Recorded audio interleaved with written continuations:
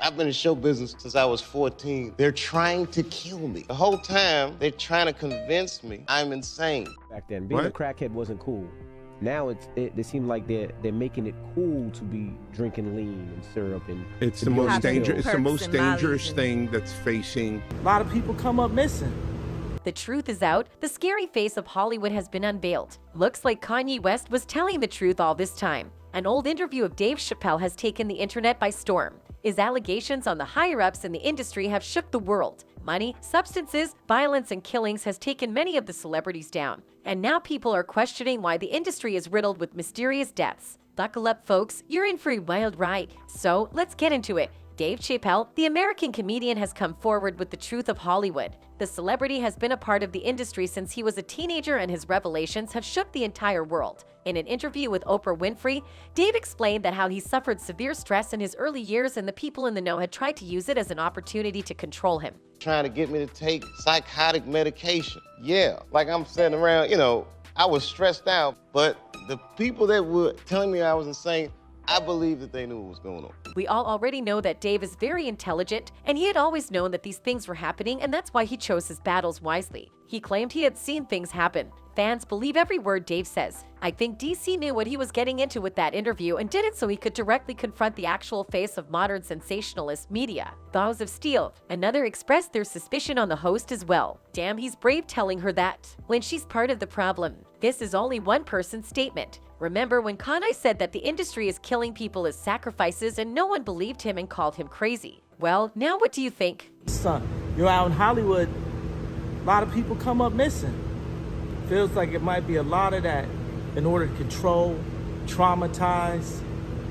They want to monetize and traumatize. Yeezy fans have stood by their idol through thick and thin, saying they've called him crazy several times, but never a liar. Another expressed their complete support, commenting, "I've never stopped supporting Kanye. He's realer than anyone in the media. People need to open their eyes." Another added, "For a good measure, the industry is wicked to the death." Even the beloved celebrity trainer Harley Pasternak tried to control Kanye in many ways. You might be wondering, how could a personal trainer be able to control him? Well, Pasternak seems to have an interesting background as he has professional military training in mind control. Kanye exposed him by leaking his abusive text messages on Twitter. Pasternak's messages read, "I'm going to help you one of a couple of ways. First, you and I sit down and have a loving and open conversation.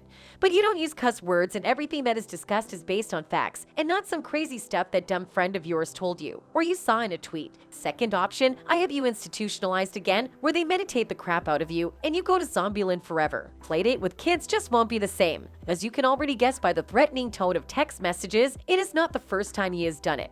Well, interestingly, Pasternak has a history of working with many A-list celebrities, including Jay-Z and Beyonce. Shocking, right? This issue has also been raised by Charlemagne Tha God in his interview with an industry insider. He asked the reason why the industry has been trying to recruit the artist and promoting substance addiction culture, and this was his response. It's opportunistic. Yeah, I got people to feed.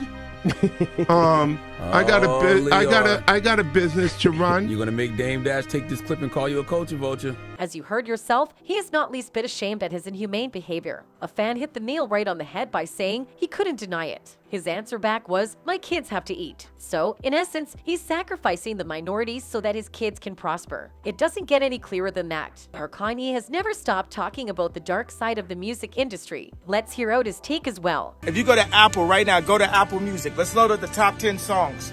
I guarantee you they're promoting black serial killing.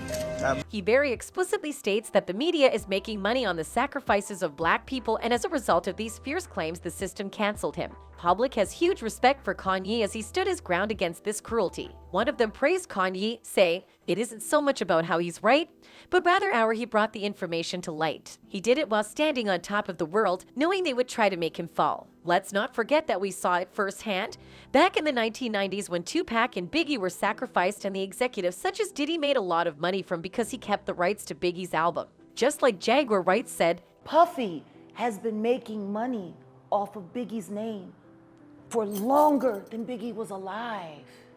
What happened to that album? Right.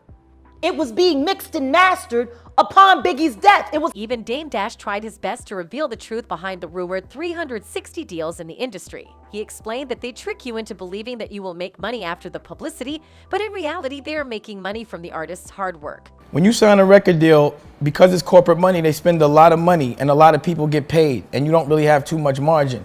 But everybody gets paid, but the artist. Dame further went on revealing that after signing these deals, the executives basically own the artist to the bone. I own your ass on the road and your clothes, and also every time you make money from endorsements. So you actually telling someone to give up their whole entire behind. Dame expresses that he is creeped out by this arrangement and how common it is nowadays. He is mistaken as thought of being a slave broke, but he feels himself independent and rich. And for those who don't know, Dame explains the terms in simple words. And slave broke is when someone that has a job considers you broke because you don't have any liquid, because all your money's in your businesses and your real estate and you got cash flow and independence. That's like a slave's fear. He's like, that's broke. But it looks like the industry wants the artists to be actual slaves to them so that they can make profit for themselves on the artist's sweat and blood. Beats by Rome supports Dame Dash, claiming he is slave broke too. Dame is keeping it a thou wow. I'm Rome 101 since 2001, make my own beats and rap on them. Yeah, I'm slave broke. In my heart, I'm in die rich. I proved more in 18 years to myself. 50-50 royalties to myself. Another fan commented, Dame Dash definitely knows the game. He's giving away free games, so anyone who wants even artists should listen up. Aside from Dame, Cardi B has also been posting about the dark side of the music industry with her fans through her TikTok videos. I noticed that these in the industry, ain't no love in the industry. Like, you could really buy these loyalty. And I took an oath when I was 16, and loyalty means so much to me. She even compared the working for the industry with signing their soul to the devil himself. Let's say if the devil comes to you, right? And so I'll give you $100 million, but I want you to turn your back on God.